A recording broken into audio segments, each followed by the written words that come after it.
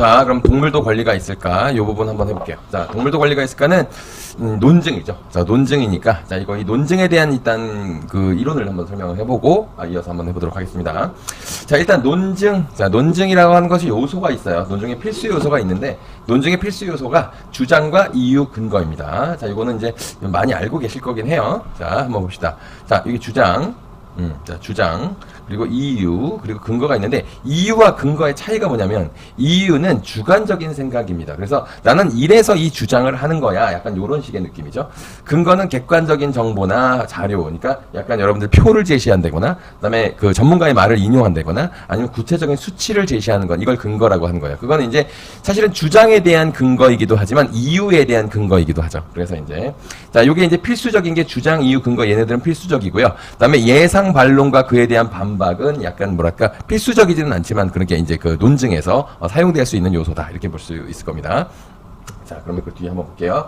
자, 논증 여부. 자, 논증 여부. 논증의 평가 요소가 있어요. 자, 논증이라는 걸 어떻게 평가할 것이냐면, 자, 논증 여부, 주장과 이유, 근거가 있는가. 자, 이게 있어야지 이제 그 논증인 것이니까 뭐 이거는 나머지는 다 알 수 있을 거고요. 자, 논증의 평가는 올바른 주장인가, 그다음에 근거가 명확한가, 치우치지는 않았는가라고 하는 건데, 이 치우치지 않았는가가 공정성이라는 말로 사용하기도 합니다. 이게 공정성이에요. 공정성. 자, 그리고 근거가 신뢰할 만한가라고 하는 건 신뢰성이라고 하죠. 신뢰성. 그 다음에 올바른 주장과 근거가 명확한가는 우리가 타당성이라고 합니다. 그래서 타당성, 공정성, 신뢰성으로 이 논증이 올바른 논증인지를 파악하는 건데, 자, 이거는 사실은 뭐 다들 뭐 너무 일반적인 내용인데 뒤에 중요한 거 나오니까 멈추지 말고 끝까지 보셔야 됩니다. 자, 논증과 추론의 차이는 논증은 주장이 먼저고 추론은 이유와 근거가 먼저다. 자, 그러니까 논증이라고 하는 것은 이게 주장을 하고 나서 거기에 대한 이유와 근거를 댄 거고요. 추론은 이유와 근거가 먼저고 결론이다라고 했는데 결국에 추론이라는 건 예측하는 거란 말이에요. 그래서 이런 이유로 이 일은 이렇게 될 것 같아 이렇게 얘기하는 게 추론이다. 근데 요거는 예전에 그 문제 보기에 나온 적이 있어가지고 그냥 언급이 된 거고요. 중요한 건 아니니까 넘어가겠습니다. 주장하는 글의 그 서론, 본론, 결론 이건 아실 거고요. 설득 전략. 자, 요거 한번 볼게요. 자, 설득 전략에선 이성적 설득 전략과 감성적 설득 전략, 그리고 인성적 설득 전략 이렇게 세 가지가 있어요. 이성적 설득 전략은 논리적이고 객관적이에요. 그러니까 이건 뭐냐면 근거를, 객관적 근거를 댄다는 겁니다. 수치를 제시한다거나, 그러니까 감정 같은 거 없고요. 수치를 제시할 수도 있고요. 그 다음에 뭐 약간 통계를 제시할 수도 있고요. 어떤 뭐 조사 결과 또는 전문가의 견해, 자, 이런 것들을 이렇게 언급하는 걸 이성적 설득 전략이라고 하고요. 감성적 설득 전략은 이런 겁니다. 감정에 호소하는 건데, 여러분들은 대안의 뭐 자식들입니다. 뭐 이런 것들이 있죠. 그리고 여러분 가슴 아프지 않으신가요? 여기 있는 아이들 어떠신가요? 막 이런 것들이 있죠. 그런 걸 감성적 설득 전략이라고 하고요. 인성적 설득 전략은 발표자나 작가 이런 것들의 이제 태도 및 경력 그리고 전문성. 그러니까 담배가게 아저씨가 금연에 대해서 만약에 이야기를 한다. 그러면 조금 이상하잖아요. 그치? 전문성도 없고, 그다음에 약간 조금 뭐 모순적이죠. 그치? 그래서 이건 누구의 발표냐, 작가가 누구냐, 이걸로 이제 설득하는 거. 그러니까 약간 이 사람이 굉장히 그럴 만한 사람이다. 약간 이런 것들이죠. 그렇죠? 그래서 보통 교과서에 실린 작품들은 다 인성적 설득 전략은 다 이제 충족이 된 글들이다. 이렇게 보시면 되겠네요. 자, 그리고 이제 여기서부터가 이제 중요한데, 이게 설명을 잘 들으세요. 이따가 본문할 때도 이 얘기를 할 건데, 선생님이 짧게 할게요. 자, 귀납 논증부터 한번 설명하겠습니다. 귀납 논증은 자, 어떤 사례들을 가지고요. 사례 1, 사례 2, 사례 3 이런 사례들을 가지고 어떤 일반적 결론을 내는 거예요. 일반적 결론을 내는 걸 우리가 귀납 논증이라고 하는데, 이 귀납 논증은 요게 일반적 결론이라고 하는 게 되게 중요합니다. 그러니까 이거는 누구나 동의할 수 있는, 어떤 결론을 내는 거예요. 자, 그런데 이 결론은 반증에 의해서 깨지기가 쉽습니다. 왜냐하면 사례 1, 2, 3인데 요거에 대해서 이것과 반대되는 사례가 나오면, 반대 사례가 나오게 되면 얘가 깨지게 되겠죠. 자, 예를 들어 보겠습니다. 까마귀가 1이 검은색이고 까마귀 2가 검은색이고 까마귀 3이 검은색이야. 아, 그래서 일반적 결론은 까마귀는 검은색이다라는 결론을 냈어. 그러니까 이건 일반 사례를 통해서 모든 것은 그렇구나라고 하는 것들을 이끌어내는 거. 그러니까 새로운 결론, 새로운 어떤 사실을 알아내는 것, 그걸 도출해내는 거. 그러니까 일반적 결론을 도출해내는 겁니다. 그런데 중간에 회색 까마귀가 하나 발견되면 어떻게 돼요? 까마귀는 검다라고 하는 이 일반적 결론이기 때문에 까마귀는 검다라는 결론이 깨지게 되겠죠. 그쵸? 자, 이렇게 되는 겁니다. 그래서 여기 봅시다. 인간은 고통을 느낄 때 나타나는 행동이나 소리가 비슷하기 때문에 타인의 고통을 알 수 있다.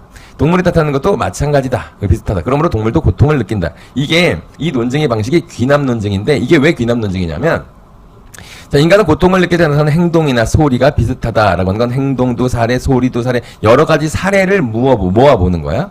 타인의 고통을 알 수 있다. 그래서 이건 이 사례를 가지고 이 사례를 통해서 동물이 나타내는 행동이나 소리도 비슷하다라고 하는 걸 우리가 이걸 또 사례로 수집을 한 거지. 사례로 수집한 거지. 이게 연역이 아닌 이유가 뭐냐면, 그러니까 이걸 어떤 학생들이 선생님 이 정도면 연역 논제 아닙니까? 행동이나 소리가 비슷하다가 일반론, 동물도 비슷하다니까 이걸 사례, 이렇게 해가지고 동물도 고통을 느끼는 결론을 이끌어냈으니까 요게 사례를 통한 게 아니라 이건 일반론을 통해서 한 거니까 연역 논쟁 아닙니까? 라고 하는 그런 그 의문을 제기하는 경우가 있는데, 이게 일반론이 아니에요. 여기 지금 인간은 고통을 느낄 때 행동과 소리가 비슷하다라고 하는 건 그냥 사례에 불과합니다. 그러니까 이건 관찰 결과에 불과한 거예요. 비슷하기 때문에 이게 관찰 결과입니다. 이게 관찰한 것이기 때문에 관찰한 사례를 통해서 동물, 이것도 관찰한 사례예요. 관찰 사례예요. 아이고 이거 왜 이래요? 이것도 관찰 사례입니다. 이것도 관찰 사, 아이고 왜 이래 갑자기? 자, 이것도 관찰 사례예요. 이것도 관찰 사례예요. 그러다 보니까 관찰 사례를 연결해서 결론을 이렇게 동물도 고통을 느낀다라고 하는 결론을 낸 거거든요. 그래서 이거는 이제 귀납 논증입니다. 근데 여기 조금 이따가 더 조금 이따가 더 자세히 설명하겠지만, 선생님 근데 이거는 귀납 논증이 아니라 유비 논증 같은데요. 이럴 수 있어요. 근데 유비 논증이 귀납 논증의 일종입니다. 그러니까 유비 논증은 귀납 논증의 일종이다라고 하는 건데, 그 차이를 내가 이어서 설명할게요. 자, 이건 연역 논증 한번 볼게요. 자, 연역 논증 해볼게요. 동물에게는 권리가 있다. 이걸 만약에 일반론이라고 하면요. 자, 이게 아닙니다. 미안해요. 이게 일반론이 아니에요. 권리가 있는 모든 존재는 그 권리를 존중받아야 한다. 자, 이게 만약에 대전제. 그러니까 이게 일반론이라고 해봅시다. 이게 일반론이에요. 자, 그 존중받아야 침해받아야 한다. 그러므로 자, 근데 동물에게는 권리가 있다. 얘가 소전제가 됩니다. 자, 그러면 동물의 권리를 인정하고 침해해서는 안 된다. 얘가 결론이 되는 거예요. 자, 이게 3단 논법이죠. 3단 논법이에요. 그러니까 이건 연역 논증이라고 하는 겁니다. 자, 그럼 연역 논증이 뭔지 한번 설명해 볼게요. 연역 논증은, 자, 모든 사람은 죽는다. 이래요. 자, 그럼 모든 사람이라고 하는 게 모든 사람에 해당하는 거기 때문에 이걸 이제 그 일반론이라고 하는 거예요. 그래서 이걸 A는 B이다 이렇게 생각해 볼게요. 자, 그런데 소크라테스는 사람이다 이렇게 되는 거야. 그러면 이게 C라고 치면 C는 A에 해당한다 이렇게 되는 거예요. 그렇죠? 자, 그러면 결론이 뭐가 되는 거냐면 결론이 자, 그러면 C는 죽는다 이런 식으로 결론이 나는 거예요. 그렇죠? 자, 그래서 소크라테스는 죽는다 이런 식으로 결론이 나거든요. 자, 요거 지금 내가 일반론이라고 그랬죠. 일반론. 모든 사람은 죽는다. 일반론. 모든 사람이 동의할 수 있는 일반론이죠. 자, 이걸 대전제라고 하고요. 소크라테스는 사람이다라는 건 사례를 이 일반론에 포함시키는 거예요. 이걸 소전제. 소크라테스라고 하는 사례를 요 일반론에 포함시켰죠. 자, 그랬더니 소크라테스는 죽는다라고 하는 게 결론이 나오는 거예요. 결론이 나오는데, 자, 요게 특이한 점이 뭐가 있냐면, 자, 요게 모든 사람이 죽는다라고 하는 게 일반론이잖아요. 이게 대전제잖아요. 그쵸? 자, 그런데 소크라테스는 사람이니까 이걸 사실 이렇게 볼 수도 있겠죠. C가 여기 포함된다. 이렇게 될 수 있겠죠. 그래서 얘는 대전제, 소전제 안에 결론이 포함된다는 말이 요 C는 A고 A는 B다라고 해서 이 대전제와 소전제 안에 이 결론이 포함되어 있어요. C이면 죽는다. 요게. 그래서 전제가 참이고 대전제가 참이고 소전제가 참이잖아요. 그러면 이 결론은 무조건 참이 되는 게 연역 논제입니다. 오케이? 자, 그런데 여기 봐봐요. 권리가 있는 모든 존재는 존중받아야 한다. 이건 일반론이에요. 그래서 이건 대전제입니다. 그죠? 그러면 동물도 권리가 있다. 이건 소전제. 동물을 여기 권리에다가 집어넣었으니까 소전제가 되죠. 결론은 뭐예요? 그러면 동물도 권리를 인정받아야 한다. 이렇게 되는 게 결론. 이렇게 나오는 겁니다. 그렇죠? 그래서 얘가 연역 논증이에요. 근데 연역 논증과 귀납 논증의 차이가 뭡니까? 연역 논증은 이런 식으로 일반론으로 결론을 이끌어내는 거예요. 그렇죠? 자, 이거 차이를 조금 한번 볼까요? 자, 얘가 인간은 고통에 대한 행동이나 소리가 비슷하다라는 건 관찰한 것이지 일반론이 아니에요. 그래서 귀납 논증은 일반론을 이끌어내는 것이지 이 전제, 앞에 부분에 있는 이 사례가 일반론이 아닌 게 귀납 논증입니다. 자, 그래서 귀납 논증과 연역 논증을 좀 구분하셨나요? 자, 이게 되게 중요한데 여기서 또 어려운 게 뭐냐면 유비 논증이랑 유비 추론 이거 한번 해볼게요. 행랑채가 고장난 지 오랜 시간이 지나면 고치기 어렵다. 이거 사례죠. 그쵸? 자, 이것도 사례예요. 이거 사례 1입니다. 사례 1이에요. 인간도 잘못된 지 오랜 시간이 지나면 고치기 어렵다. 얘도 사례 2예요. 그쵸? 그래서 정치도 이와 마찬가지다 그러면 얘는 사례 3의 결론을 내는 거예요. 자, 그러면 이렇게 되는 거죠. 자, 아까 연역 논증 있잖아요. 아이고, 씨. 오늘 좀 컨디션이 안 좋네요. 자, 연역 논증은 일반론에서 작은 결론을 냈잖아요. 자, 귀납 논증은 작은 사례를 통해서 어떤 결론을 냈죠? 그치? 근데 이 결론이 아까 뭐였어요? 일반론이죠. 일반이라는 건 약간 뭐 큰 원리 같은 거. 근데 이 유비추론은요, 똑같이 사례를 통해서 이게 유사성을 발견하면 유사성으로 결론을 내거든요. 근데 이 결론이 일반론이 아니에요. 일반론이 아니라 그냥 또 다른 사례의 결론인 겁니다. 이게 유비 논증이에요. 그래서 귀납 논증 안에 유비 논증이 포함됩니다. 그래서 귀납 논증이랑 이게 비슷해요. 비슷한데 이 유비 논증은 또 다른 사례의 결론을 내는 것이고, 귀납 논증은 까마귀가 여러 개가 검은색이었으니까 모든 까마귀는 검다라고 하는 일반론을 만들어내는 것이고, 그치? 얘는 1번 까마귀가 검었고 2번 까마귀가 검었으니 3번 까마귀도 검을 거야 라고 해내는 게 유비 논증이에요. 오케이? 그 다음에 연역 논증은 모든 까마귀는 검다. 그러므로 A는 까마귀이다. 그래서 A는 검다. 이런 식으로 가는 게 연역 논증입니다. 오케이? 자, 요게 조금 지금 이 설명을 듣고도 이해가 잘 안 가시면 이따 본문을 통해서 조금 더 자세하게 설명하도록 하겠습니다. 자, 그러면서 요거 한번 볼게요. 한 주머니에서 공을 순서대로 꺼낸대요. 근데 한 20개 정도를 꺼내다 보니 모두 흰색이었어. 21번째 공도 흰색일 것이다. 이렇게 생각하는 거. 이거 뭐예요? 유비 논증입니다. 그래서 21번째 사례의 결론을 유추해내는 거. 이게 유비 논증이에요. 사례를 판단하는 결론. 그러니까 유비 논증은 사례를 판단하는 거고요. 귀납 논증은 일반론을 이끌어내는 것이다. 요 차이 있죠? 요 차이를 잘 알아두셔야 되는데 왜 그러냐? 너희 이거 본문 있잖아요. 본문. 동물에도 권리를 인정해야 될까? 여기에 유사성을 이용해서 대부분 다 유비논증 비슷한데, 유비논증의 형태를 띤 귀납논증 또는 유비논증의 형태를 띤 연역논증, 약간 이런 식으로 나와요. 그래가지고 요 차이를 조금 되게 좀 명확하게 아시는 게 좋을 것 같습니다. 자, 그래서 이거 한번 또 사례로 한번 보겠습니다. 모든 포유류는, 자, 이게 지금 일반론으로 시작했잖아요. 모든 포유류 이렇게 시작했으니까 일반론이니까 이게 대전제죠. 규칙이 있다. 고래는 포유류에 속한다. 그래서 고래는 젖을 먹여 기른다. 이렇게 되는 거. 이게 연역 논증이라고. 자, 모든 포유류는 새끼를 낳아 젖을 먹여 기른다는 규칙이 있다는 거. 포유류라고 하는 이름이 그런 뜻이잖아. 그치? 그러니까 이건 일반론이에요. 그래서 이게 고래가 포유류에 속한다. 그래서 고래는 이렇게 된다. 요게 연역 논증. 자, 그럼 유비 논증, 귀납 논증의 하위 갈래인 거 봅시다. 화성은 지구처럼 태양주위를 돌고 있으며 물의 흔적이 있고 대기가 존재하는 등 환경이 매우 비슷하다. 자, 이거 화성이라고 하는 어떤 사례를 들었지. 그러므로 지구에도 생명체가 번성한 것처럼 화성에도 생명체가 존재할 가능성이 높다라고 했잖아. 그치? 자, 이거는 지구랑 화성의 유사성을 이용했는데 둘 다 일반론이 아니라 사례를 유치한 거지. 사례의 결론을 유추해낸 거잖아. 결론이. 그러니까 지구에도 이렇게 생명체가 있으니까 화성도 똑같으니까 화성에도 생명체가 있을 수 있다. 이렇게 된 거니까 이거는 유비 논증한 거예요. 이게 유비 논증한 겁니다. 근데 이거는 일반론이 아니라 사례의 결론을 냈잖아요. 그쵸? 자, 근데 봐봐. 만나본 국어 교사들은 모두 책 읽기를 좋아했고 어휘력이 풍부했다. 이건 다 사례죠. 일반론이 전혀 아니죠. 사례죠. 그래서 모든 국어 교사들은 좋아한다.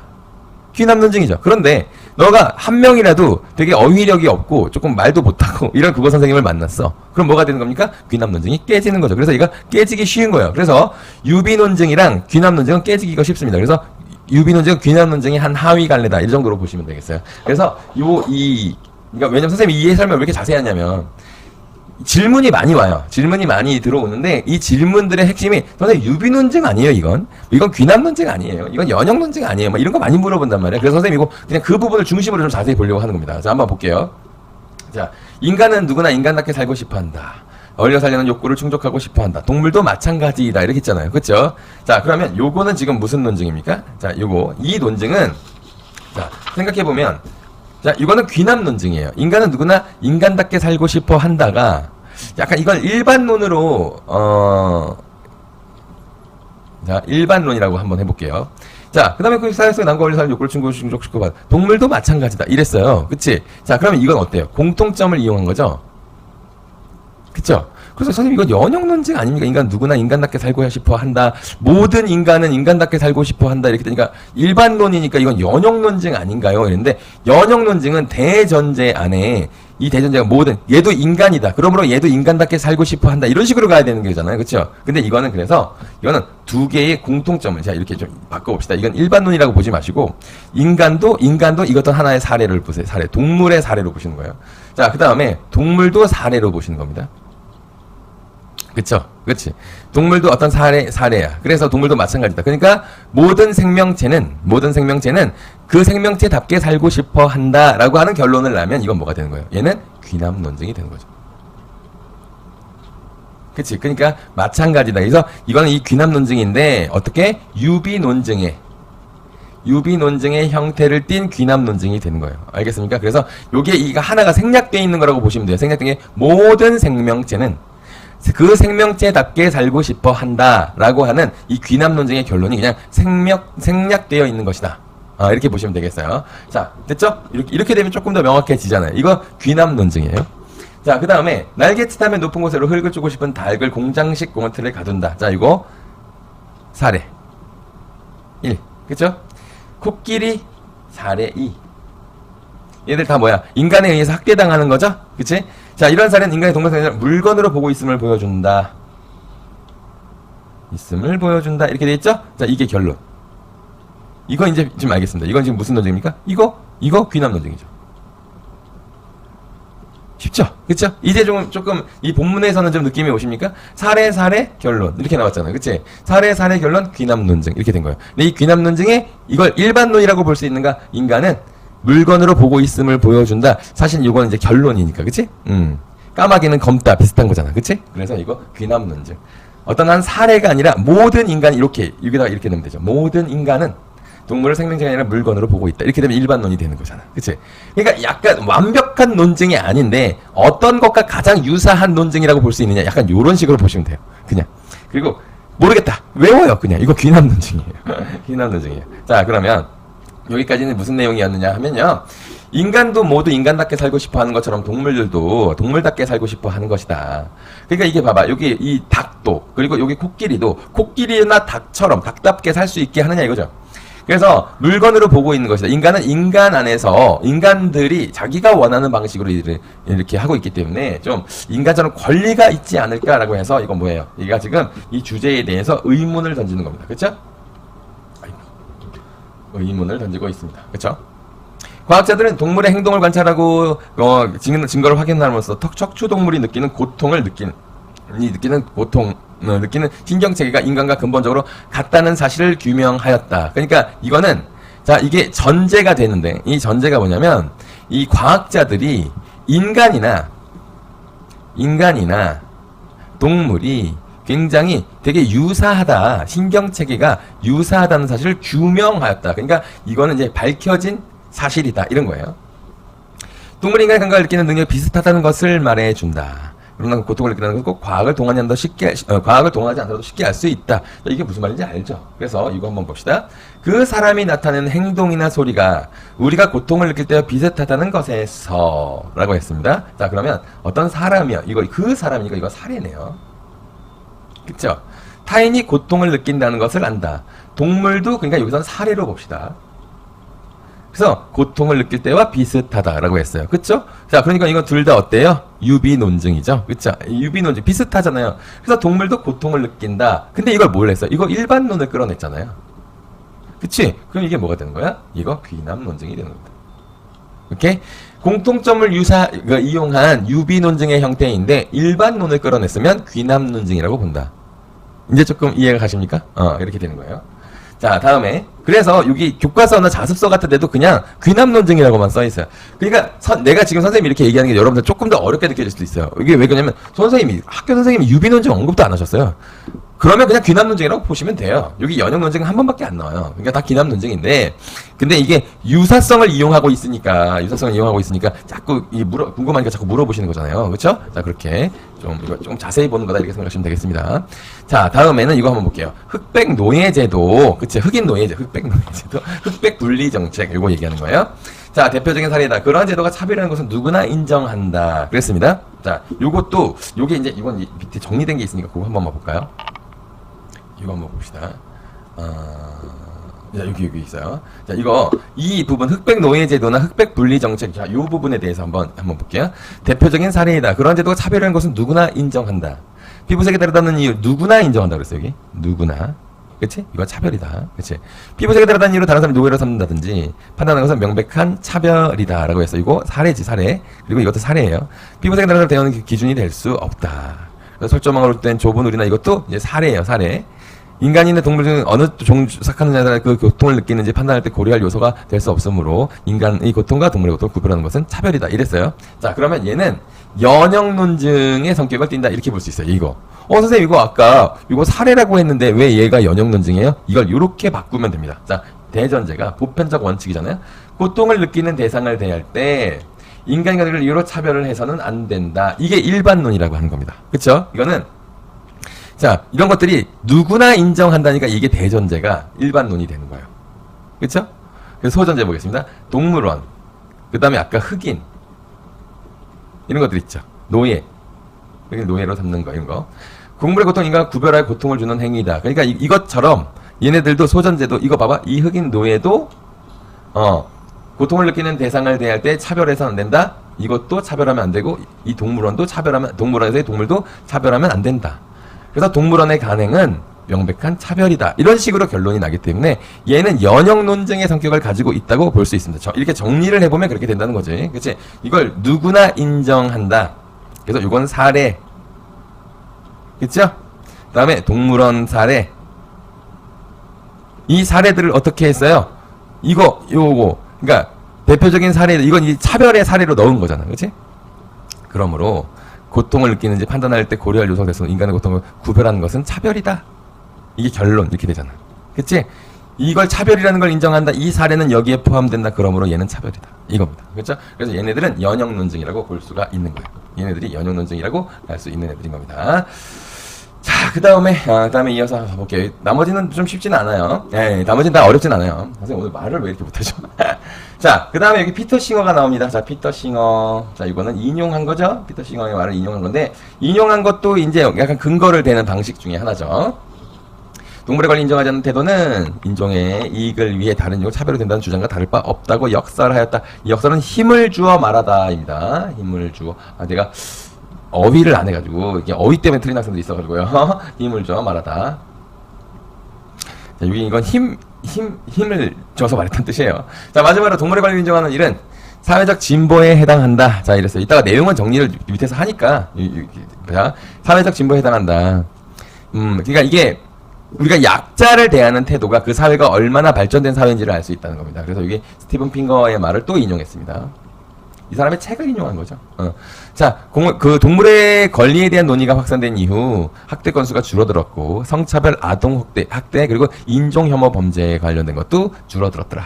이것은 이게 이 사회가 발전한다는 걸 증명하는 것이다 라고 했어요. 그래서 이게 그냥 그것만 좋아지는 게 아니라 동물에 대한 권리가 인정받으면 그 사회 전체가 성장을 한다 이런 겁니다. 그래서 인도의 민족운동가 간디가 언급되어 있고요. 그 다음에 이제 약점된 인간의 인성, 국가의 도덕성까지를 드러낼 수 있다.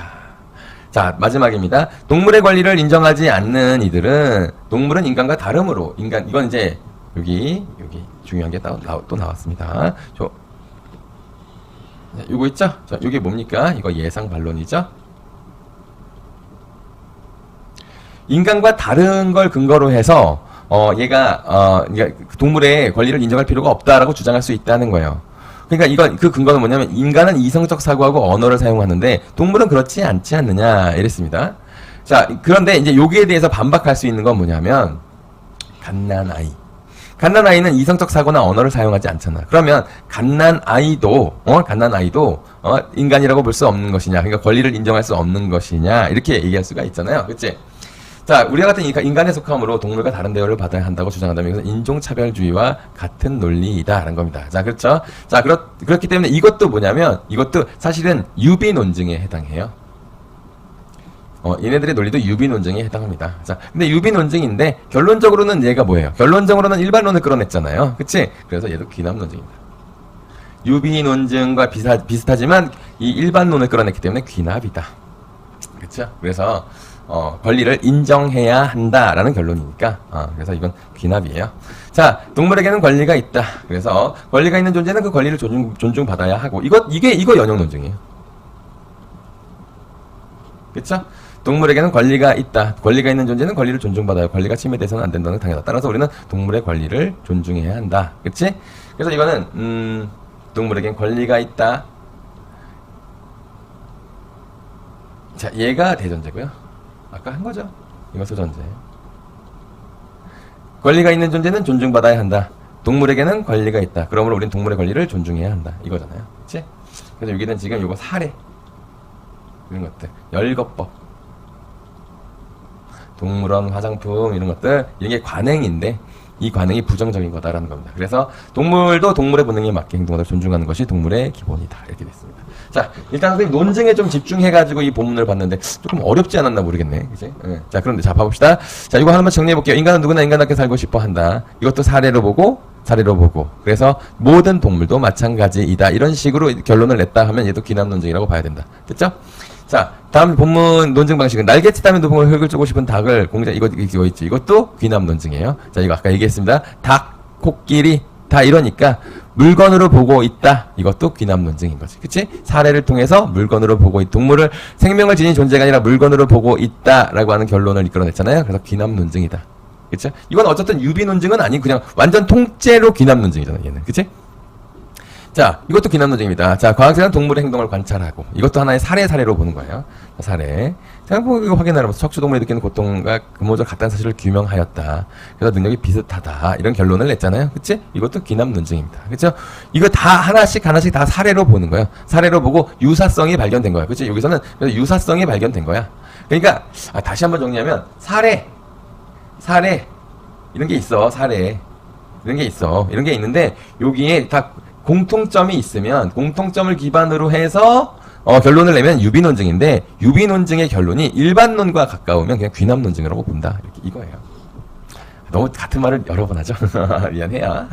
주장은 동물의 권리가 있다. 문제제기 방식은 질문의 형태를 성찰을 유도했다. 아까 처음에 뭐뭐 할까 이거 있었죠.